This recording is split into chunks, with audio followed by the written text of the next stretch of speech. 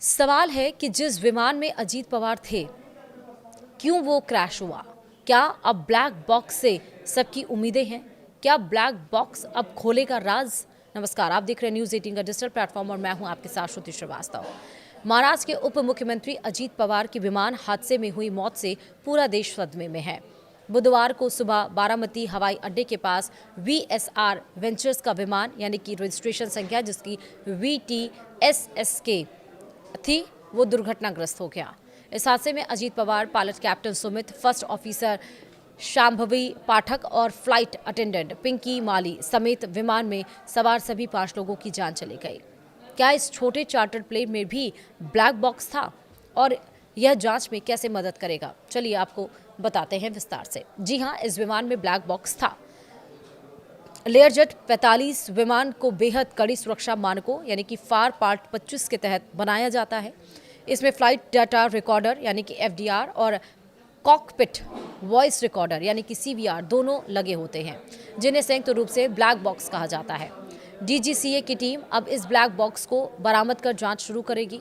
जानकारी के मुताबिक छोटे और निजी विमानों में ब्लैक बॉक्स अनिवार्य नहीं होता, लेकिन यदि चार्टर्ड प्लेन एक निश्चित वजन यानी आमतौर पर 5,700 किलोग्राम से अधिक या विमानन प्राधिकरण के नियमों के अनुसार से बड़ा है या व्यावसायिक रूप से उपयोग किया जा रहा है, तो उसमें फ्लाइट डाटा रिकॉर्डर यानी कि FDR और कॉकपिट वॉइस रिकॉर्डर यानी कि CVR का होना अनिवार्य कंपल्सरी है।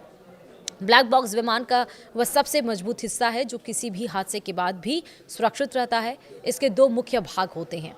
पहला CVR यानी कि कॉकपिट वॉइस रिकॉर्डर। इसमें पायलटों के बीच हुई आखिरी बातचीत रिकॉर्ड होती है। हादसे से ठीक पहले कॉकपिट में कौन सा अलार्म बजा या पायलटों ने क्या आपातकालीन संदेश दिए, यह CVR से पता चलता है। दूसरा FDR यानी कि फ्लाइट डाटा रिकॉर्डर।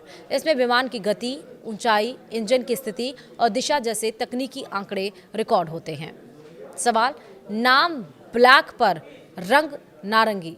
हैरानी की बात यह है कि ब्लैक बॉक्स काला नहीं बल्कि चमकीला नारंगी होता है। ऐसा इसलिए ताकि मलबे या घने जंगलों के बीच इसे आसानी से ढूंढा जा सके।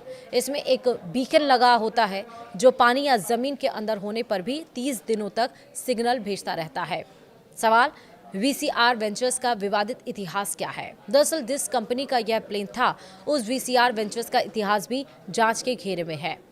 2011 में शुरू हुई दिल्ली की इस कंपनी का एक विमान 14 दिसंबर 2023 को भी मुंबई एयरपोर्ट पर दुर्घटनाग्रस्त हुआ था। बारामती हादसे के बाद कंपनी के सेफ्टी ऑडिट और विमान के रखरखाव पर गंभीर सवाल खड़े हो रहे हैं। सवाल ये भी कि अब गुत्थी कैसे सुलझेगी?